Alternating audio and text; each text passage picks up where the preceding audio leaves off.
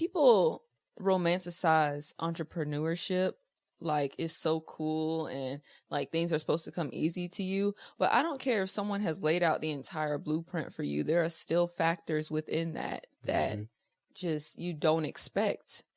You just completely don't. For us, we've been in, I would say, honestly, 4 to 5 different type of businesses throughout our journeys as entrepreneurs. And one thing we were talking about yesterday is that it's okay to switch lanes. Like one thing that we had to get really comfortable with was learning how to pivot, because when you're in entrepreneurship, you're going to be pivoting all the time. And I'm not talking about a small business owner. Like as a small business owner, you're married to the game that you're in.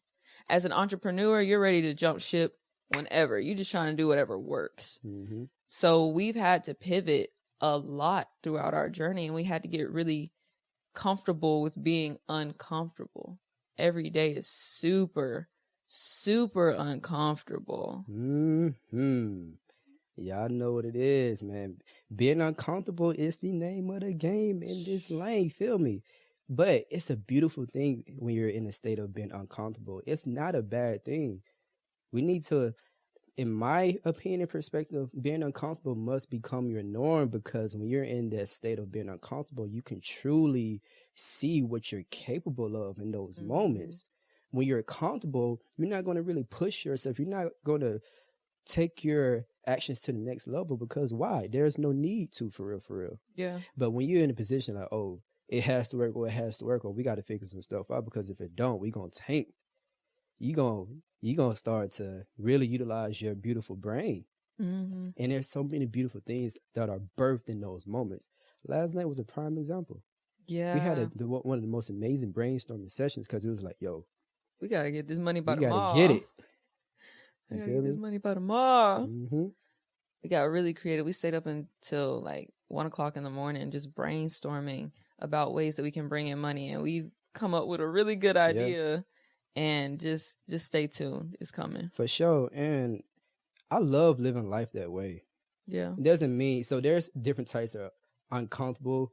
Being uncomfortable from a place of like scarcity or fear, uncomfortable, like, oh, I got to figure some shit out. Or just being uncomfortable when you're in environments with people that just make you uncomfortable because they want to see you level up and grow. Right. I want to make it very clear, like, yeah, we're in a space to where like we have to figure some shit out, but our perspective on the situation is like, that's exactly what we need, because we operate and live from a place of abundance in all that we do and who we are as people. You know what I'm saying? And we know that this space that we're in, we won't always be here forever. Yeah. You feel me? But the energy that we bring into our life in those uncomfortable spaces is going to always remain the same, because our goal here as people is to continuously elevate. I like what you said about how there's different types of uncomfortable. Like, we're not uncomfortable because we're surrounded by situations that we don't want or negative energy or anything like that. This is a productive uncomfortable, meaning that we are in a season where we are just doing everything scared. We're doing everything for the first time, and we're building a new skill set. We're building a new mindset. We're making investments that could be hit or miss. We don't know. And that's the type of uncomfortable that we're in, but it's a beautiful place to be. Yeah. I was explaining to Jamal yesterday that with the things that we are putting in place right now, with the investments that we are going to be making in the upcoming future, we can go from 0 to 100 real quick. The reality is that we might be struggling right now, or quote unquote struggling right now, or our money's we're not producing as much as we would like right now. Good. But the reality is that in the next 2-3 months, we could be producing triple what we really need to survive. And that's the nature of entrepreneurship. Yep. You can literally go from nothing to everything that you've never had, like within just a few months span. But are you willing to take that risk? Are you willing to take that risk? And just to kind of backtrack a little bit, make it clear, like, I never say that we're going to struggle, that we're struggling. Yeah. Nah, we ain't struggling at all. But I will say that we're Well, the phase that we're in right now, it is a necessary part of the process. Mm-hmm. Because with where you're going, the things that we're asking of ourselves and the levels that we're trying to reach, who we are right now, we're not able and capable of enough to sustain where we're trying to go. Because if we were, we will already be there. Mm-hmm. But that's why it's very important you need to be in that process. You need to be building yourself. You need to see yourself there and believing that you are worthy and you have the confidence enough to be the person that is necessary to get what it is that you're trying to achieve in your goals before you ride to the destination. Mm-hmm. We already see it in our mind, but it doesn't mean that you're going to skip the process. Right. So we're just, as right now today, what's today's date? October the 12th? Yeah. October the 12th, 2022, we are in the process of arriving to where it is that we're going to go. And there's just some things along that journey that we may not see, some bumps in the road. Yep. Yeah, we have mentors, but you still going to mess up. Mm-hmm. It's like playing basketball. You're going to hit shots and you're going to miss a lot of shots. Yeah. But through that process, you're practicing and you're building your character, who you are. So when you arrive, you're capable and able to sustain what it is that you're working for. And I also want to say that with entrepreneurship, there is like a cusp. So the climb is where we're at right now. Mm-hmm. And then you hit a certain point and then it's all downhill from there, as in like it's easier from there. But there is just the foundational building part. When you're in the process of building the foundation of a business or collecting the money that you need in order to make certain investments, that's the hard part. But once we got it, though, we got it. We got it. Yeah. We've already been practicing the discipline of living below our means. Like, we've already been practicing the discipline of making certain investments and the mindset of working our butts off. We literally work from like 7 a.m. to 9 p.m. every day. Mm-hmm. And you might be looking at that like, oh my God, like some people, it's okay if entrepreneurship isn't for you. Mm-hmm. I want to preface that because it's not built for everybody. Now, do I think that in the next 2 or 3 years, everybody's going to have a second source of income outside of their primary job? Even the people that are making 6 figures a year, you still going to have an income outside of your job? Yes. I do believe that, which we are in the works of figuring that out for the people like that, you know? Stay tuned, you feel me? Right. So it's going to get to a point where entrepreneurship is going to have to be accessible to everybody, or everybody's going to have to know at least a little bit or have their money doing something other than just paying their bills from their paycheck. Mm-hmm. Where was I going with that? I don't know, but I want to just kind of build on that because we're doing really good, talking real spicy right now. But yeah, more now than ever, look, hear my words. One source of income is close to zero. It is. Y'all better wake up. Look, what you could be doing right now. And when she said that we're working from 7 a.m. to 9 a.m., my day starts 4:30 in the morning. I'm till like 9, 10, that, to the point she tell me to go to bed. And it's not that I'm saying I'm trying to glorify that. It's just, I'm going to work hard for myself.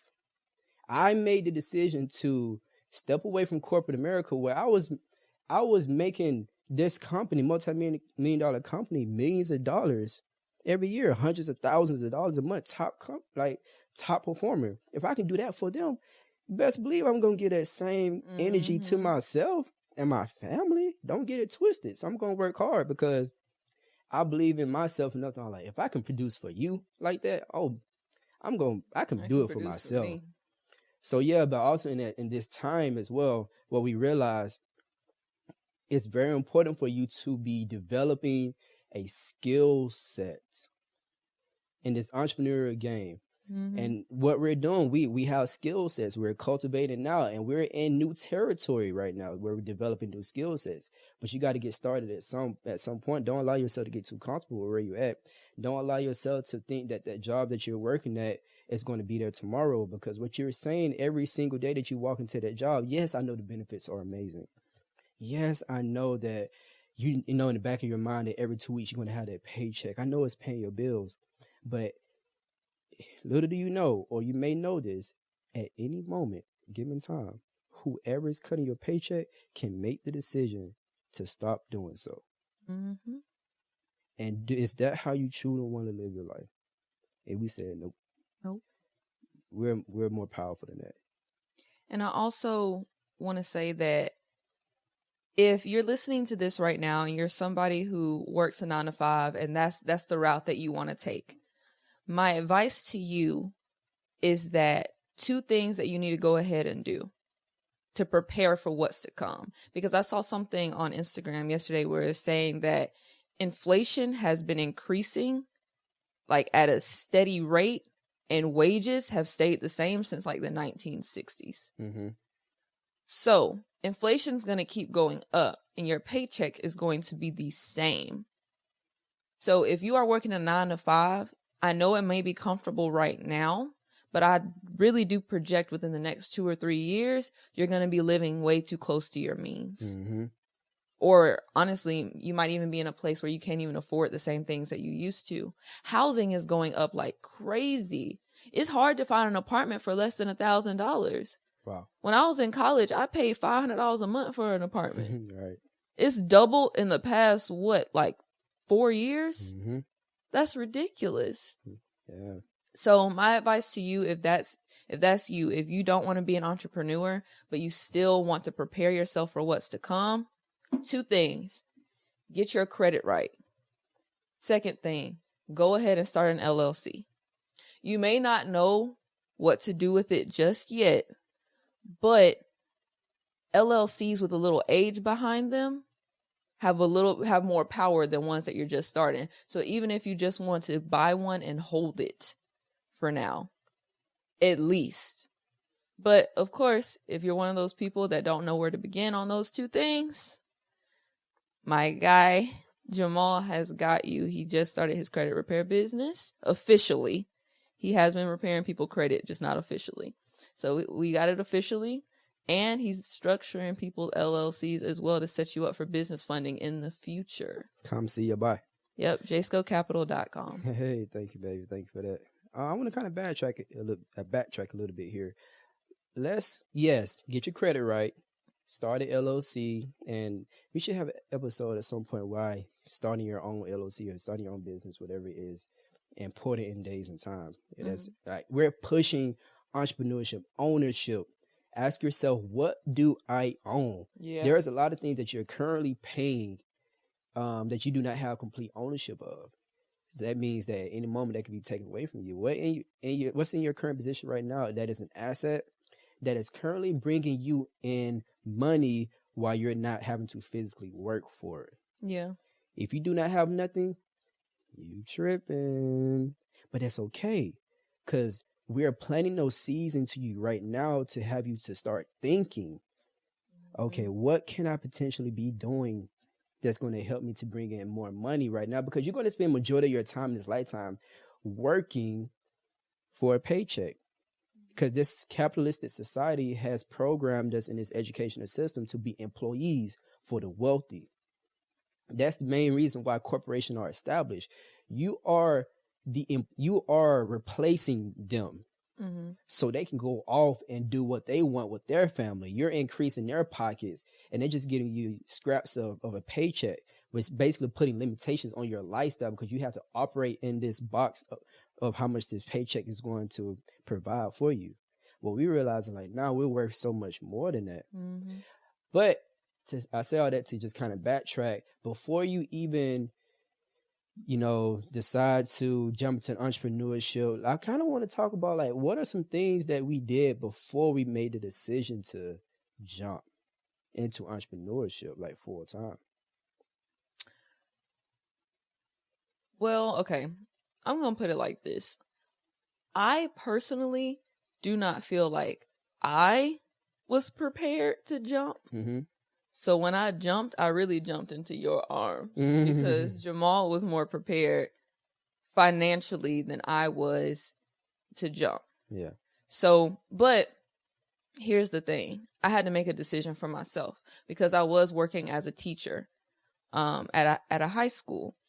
And basically what they said to me is that maybe like 6 months before the end of the school year, they said that if I want to continue teaching the next year and on, then I have to go get my master's, which I've always said that I wanted to jump into full entrepreneurship at least by 25, like in my 25th year. So I was planning on working another year and then jumping.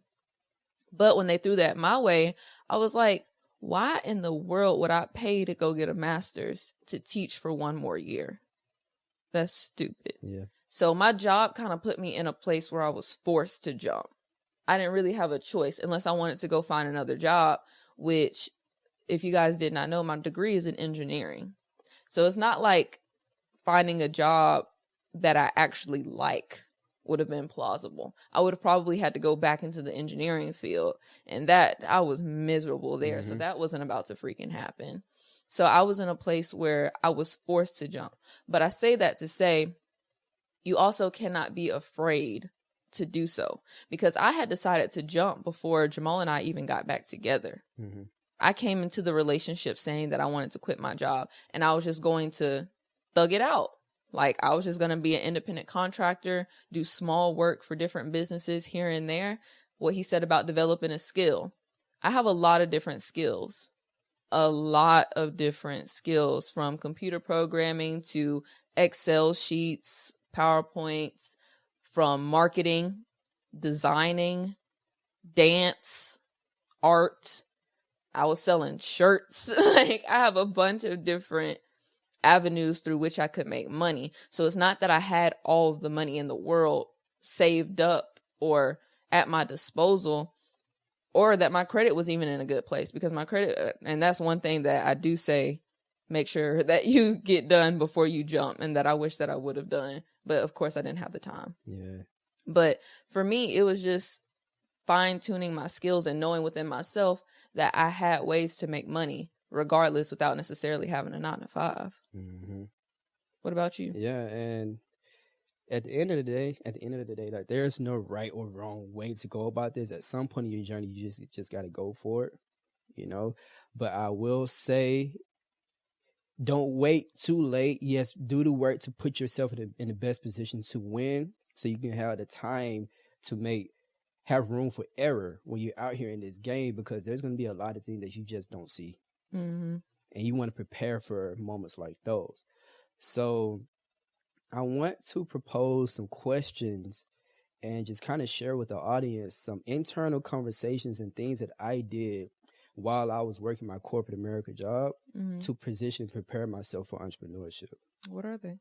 So number one, before we dive into that, camera good? Good? Yeah, we're all good. All right. So number one, ask yourself, are you okay with your current situation? Like, does it make sense for you to consider making another source of income for you right now? Like, do you love where you're at? Like, if so, everything they were saying, it's just pretty much going to go right over your head. If you're comfortable in that, not judging or whatever, but like, if you love where you're at, if you love your job and it's providing you the lifestyle that you desire, cool, hand clap, great. But I'm speaking to those who are in a position within themselves that, like, they are fed up and they are not happy and satisfied with their life, and they understand that their life is boring. You know what I'm saying? You're pretty much fed up with your current circumstance, and if you realize that if you continue to do what you're doing, that same repetitive cycle every single day, nothing's going to really change until you do something different. And that's not necessarily changing jobs. You have to change lifestyle, jump out of the job box that you're in to change your lifestyle to have a new life. And what we realize is that, okay, we want to increase our income and we want more time back. We want time freedom. That's the goal. And we realize that in this job space, you can't really achieve that. So those are things I was coming to conclusion within myself. Like, man, yeah, the check is good, but I'm in this box every day. I have certain limitations every day. Yep. Like, what is it? How do I truly want to live my life? That's another question. How do you truly want to live? How do you how do you truly want to live your life while you're here on this earth? Because you only have so much time here. Mm-hmm. That's another one. I just started to define that. You define that for yourself. All right, another thing too. Like I say, are you fed up? That's another thing. And the next thing is, okay, what is a problem that I'm seeing in my environment, in this world, that gives me a pull to want to try to solve for other people? All right. You identify those problems that you have a natural drawing to that make sense, to where, okay, if you provide a solution to that problem and you notice that multiple people have that same problem, there is a skill set somewhere in that problem. Mm-hmm. Okay, you're going to have to go on a journey to where you would need to develop that skill set and bring this skill set to the marketplace and say, like, hey, I'm establishing myself as an authority in this space because, one, it's natural to me. I love this. And I'm willing to put my time and effort to mastering this skill set, which is going to take some time, years. But, okay, once you have the skill set, there's going to always be a demand for the service that you provide with that skill set. Mm-hmm. And you're going to always be paid. Mm-hmm. If people know who you are and that you are available to serve people's problem. And I started to identify, like, damn, what are some problems that I'm seeing? One, people's health. People's health. I already had a natural thing for, like, okay, I'm fixing my health, and I'm noticing my people in my surroundings are like, boom, boom, boom. Like, dang, there's a common denominator in this area. Boom. And I started to develop a skill set with that. And then another thing, I'm in a new journey of developing J-Scope Capital. You're seeing the new beginnings of that. And why did I start that? Because there is another common denominator I'm noticing within my people that I have a natural drawing to. I want to see Black wealth. Yep. Not only just health, but Black wealth. And I'm seeing what is holding our people back. And what can our people do to leverage to get, to close that wealth gap to get started on their journey? They got to get their credit right. Mm-hmm. 8 out of 10 people, not only 8 out of 10 people sick, 8 out of 10 people got some type of messed up credit in some way, shape, or form. I'm like, damn. But there's a skill set in that. Yep. Let me dive into that. And the last thing, and these are the things that you're getting in order while you're working your job. Start putting money to the side. I recommend having 6 to 8 months of, expenses put to the side. Yep. Build to that. You're going to have to discipline, get on a budget. Mm-hmm. Start telling yourself no more than you tell yourself yes. Be disciplined with your finances and, like, continuously every day keep that goal and vision at the forefront of your mind. And you knowing that you won't be out of here. You're going to have to jump soon. Mm-hmm. And then go from there. And there's other things, but those are like some of the first few things I would encourage people to consider. And also, while you're building that 6 to 7 months of expenses, understand for a year, I would give yourself a year before you jump to work your ass off. Mm-hmm. And I mean, you need to be coming up with side hustles. Mm-hmm. If you need to get a second job, then you need to get a second job because you want that. You want to get there fast as possible because the longer that you stay in that job, the longer you will get comfortable. The more likely you are to be comfortable in said job. So while you're working your job, you can go ahead and start your business. And yes, it's going to suck. Yes, you're going to have to go to work and get off at 5 and come home and work in your business until 10. Mm-hmm. Like, that's life. And that's something that we had to do for years too. We didn't used to sleep. We used to get off work and then go to a coffee shop. Working our business. Work until we got our tasks done, and then I would allow myself to go home. I would literally leave work every day and go straight to a coffee shop, and I'd be like, I need to get this done, and I'm not leaving this coffee shop until I do. Yep. And that's the reality of it in the beginning.